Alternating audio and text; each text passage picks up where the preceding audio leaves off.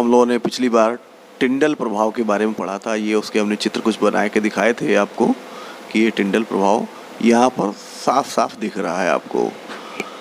तो इस टिंडल प्रभाव में टिंडल ने बताया कि जब प्रकाश पुंज कोलाइडी विलयन में डाला जाता है तो कोलाइडी विलयन में उपस्थित कोलाइडी कण प्रकाश का प्रकीर्णन सभी दिशाओं में करते हैं, जिससे विलयन प्रत्येक दिशा में चमकता हुआ नजर आता है। इतना समझ गए थे? तो जब हम प्रकाश पुंज को विपरीत दिशा से देखते हैं तब ये एक चमकदार शंकु जैसा दिखता है और ये नीले रंग का होता है।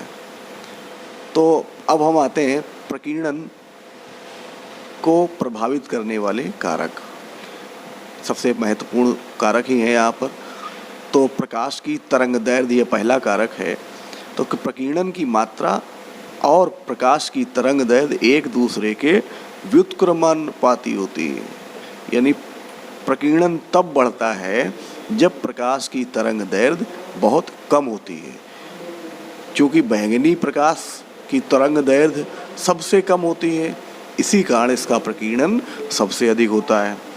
तो जितने भी प्रकाश हैं, 7 प्रकाश हैं, कलर हैं प्रकाश के, जिसमें बैंगनी, नीला, आसमानी, हरा, पीला, लाल, नारंगी, इनमें सबसे कम तरंगदैर्घ्य बैंगनी प्रकाश की होती है।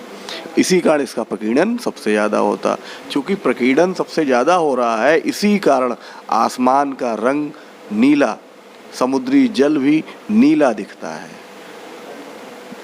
अब लाल प्रकाश की तरंगदैर्घ्य सबसे अधिक होती है, इसी कारण इसका प्रकीर्णन सबसे कम होता है। यही कारण है कि जितने भी सिग्नल बनाए जाते हैं वो सारे सिग्नल लाल रंग के बनाए जाते हैं। क्यों? क्योंकि उसका प्रकीर्णन कम होता है, इसीलिए वो दूर से दिखता है। अब आते हैं प्रकीर्णन को प्रभावित करने वाले कारक। दूसरा, परिक्षिप्त अवस्था के कणों के आकार पर। परिक्षिप्त अवस्था क्या है? हमने बताया था विलेय के कण।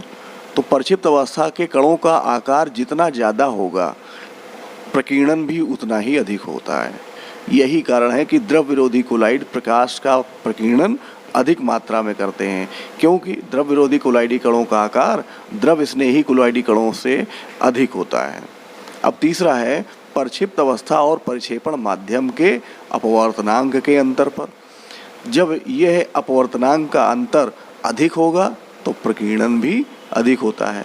यही कारण है कि द्रव विरोधी कोलाइड प्रकाश का प्रकीर्णन अधिक करते हैं, जबकि द्रव स्नेही बहुत कम। तो टिंडल प्रभाव के कुछ उदाहरण हैं, ये ध्यान रखना है। पहला उदाहरण है आकाश का नीला रंग। क्यों होता है हमने बताया भी था। दूसरा है समुद्री जल का नीला रंग। तीसरा है तारों का टिमटिमाना।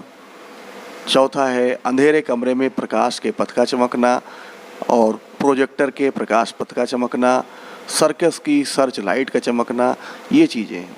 इसमें एक नोट बहुत ध्यान से समझना है आपको कि जितने भी समांगी तंत्र होते हैं, समांगी तंत्र यानी जिसमें परिक्षेपण माध्यम और परिक्षिप्त अवस्था दोनों का कणों का साइज लगभग समान होता है, वो समांगी तंत्र हो जाएगा, वो टिंडल प्रभाव उत्पन्न नहीं करेंगे।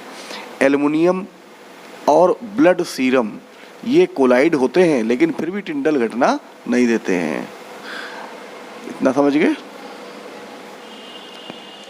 लोग नहीं सोचते हैं कि कोई व्यक्ति